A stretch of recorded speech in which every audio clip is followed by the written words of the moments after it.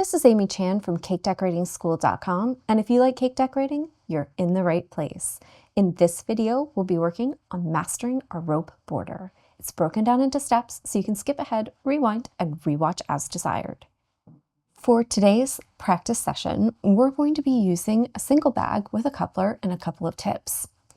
We're using some extra pink buttercream we had on hand just to practice with, and we made that with just a little bit of neon bright pink. The tips we'll be using are numbers 21, 18, 199, and finally 12. First up, let's go over our key points for a rope border. We can use star tips. We're going to start out with a 21 in this case because it's great for practice. It's a nice size for a border, and it's going to cover up any blemishes you might have at that top or bottom of your cake. But just keep in mind you can also use round tips as well. For our bag, we're going to be at 45 degrees. We want to make sure that frosting is flowing nicely out of our tip and it's not impeded, and that the back is in line with the overall direction that we're pulling. The motion that we're going to use is what I call either a hill or little inchworm. So think about a nice little curve up like that. And the most important thing here is probably the height. You want to be about 2 times the opening of your tip. So if you're using larger tips, you're going to draw a taller little hill. If you're using a smaller one, you want to give that hill less height, and that's going to make it a nice size so that when you do your next line, you can start out nested underneath in the gap under your hill, pulling over that tail and drawing the next one. And this is going to allow us that chained motion to kind of link them together so that they look like a twisted rope. Now that we've talked about our key points, let's go ahead and practice just a little bit. We're going to draw our nice little hill. Make sure we've got a nice tail, so a little curve right there, a little indent here. And you just want to start right there, right next to your line, pull up and over, and make the next one. And you can see you've got that little bit sticking out. That's perfect.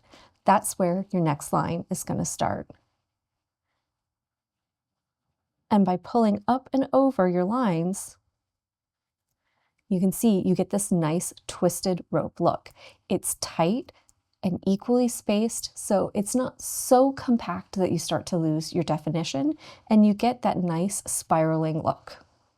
Next up, we're going to talk about some common issues I see sometimes when folks are just starting out with their rope borders that might help you diagnose what's going amiss with yours. First off, no tail to pipe over. If you end your stroke too quickly, let's say we don't pipe our hill, you only kind of go to the top, because that's really visually what you can see, then when you start the next one, there's nothing to pipe over, so it ends up looking flat. We have a very similar motion in terms of what's visible, but the entire thing looks very two-dimensional. It lacks the body that gives it that feel of an actual coiled rope. When things are too close together, so think if we're making our lines too compact.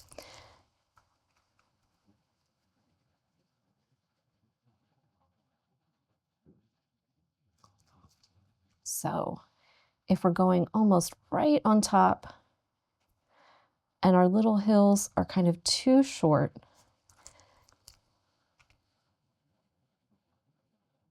it ends up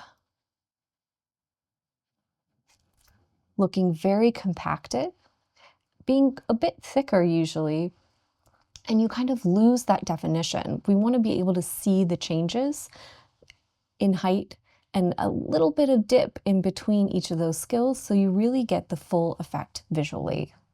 On the opposite end, if things are too spaced out, it also starts to lose the look of a rope. So if we're doing our hills and they're just a bit too long, then we're going to end up with gaps where we shouldn't. It's going to end up looking really loose and open,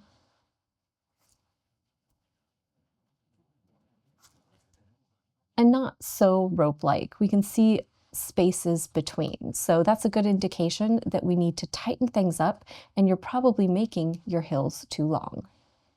Irregular heights. So when we were doing ours, we're thinking about making ours 2 times the height of the opening of our width. So you're going to have problems if you're making it either too small or too big. And a lot of times I'll see those kind of mixed together in the same border. So if we're too high up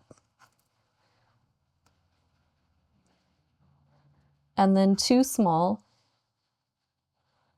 we're going to get a really irregular feel, and I'm kind of trying to exaggerate it, where you might get some gaps in some places and it just overall looks irregular and it's not too neat. This means we need to work on the height of those hills and trying to get them nice and consistent.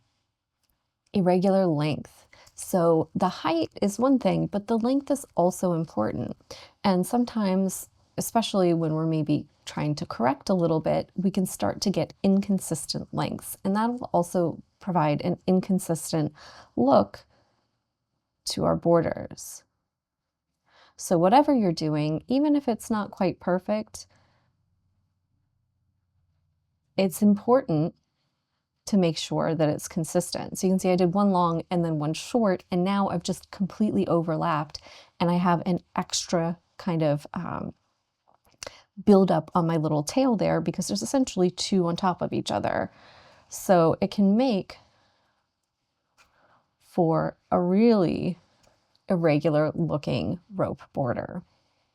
And finally, the wrong bag angle. We're holding at 45 degrees, and that allows the frosting to come out and give us a nice full line with all those great ridges from our star tip. If we're too close to 90 or at 90, then when we do these, they're going to be flat and smashed. You can see they lack that fullness, and the same technique suddenly looks messy and flat and pretty irregular. That's a good indication that you just need to rock that bag back down to 45 degrees and let that frosting flow out fully. For my rope border, I want to come up with something that I'm repeating in my head while I'm piping that helps me with my size and my timing. And that can actually help fix a lot of your problems, keeping it the same height, keeping it the same length. And for me, it's kind of a 1 and 2. Like if I'm thinking number counts for something like dance, it's almost like a 2.5 count. So when I'm starting, I'm thinking 1 and 2,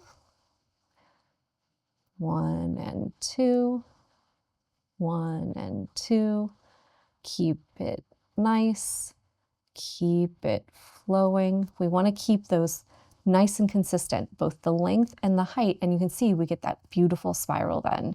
You don't have to use my little number count, you can always come up with your own, but whatever you're doing, try to find that rhythm to help you with your size and your consistency. Finishing your rope borders is pretty easy. Essentially what we're going to do is start to pipe our hill and just not pipe that tail on it. And that means that we'll start underneath, go over that one tail, and we're just going to end right there because we can't pull across anymore because we're back to the beginning on our cake. And sometimes it lines up perfectly, so you can get it in there with one single stroke. Occasionally though, you might need a second one. Just do whatever you need to there at the end to make it look as clean as possible and as seamless as possible. But this one is relatively easy to just kind of nest in and pretend like it's all one, and it just kind of seamlessly blends together, which is exactly what we want on our cake. We've been working pretty much with our 21 tips so far, and that's a great one for rope borders. But if you're like most people and you've got a nice set of tips, you've got a lot of different stars and round openings that you can work with. So we're going to do a couple of variations just to let you see what it looks like with each one. And you'll notice I'm using the 18 now, so we're smaller. My little hill is smaller both in height and length, and that way we still nest perfectly under, and we have a great little tail to pipe over. So a smaller tip, like this 18, we probably have ones like 16 and 14, will give you a finer, more delicate look. to your rope border. Next up are 199. This one is a French tip. It has a lot more points or tines on that opening, and it's relatively wide as well. So you can see it gives you a really fine look to all those threads. It gives you some nice height and body, but because of the difference in the number of points, it has a different overall feel to it. And finally, I'm going to use a round tip. I'm just going to use my number 12 since it's a nice size for borders in general. And it's very similar to using your 21 tip.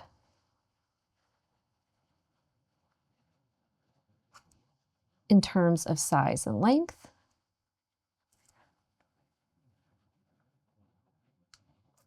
But you can see then we have a nice smooth spiral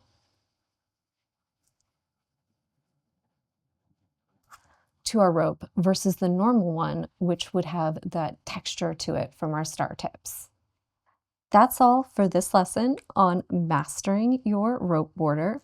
If you enjoyed this one, we hope you check out some of our other technique-focused classes, like our ones on mastering your shell or reverse shell borders. We hope you enjoyed this tutorial. Don't forget to like and subscribe. It truly supports our channel and helps us share more in-depth cake decorating lessons. Want to level up your skills? Our yearly membership has certificate programs from beginner and up. Learn more at cakedecorating school.com.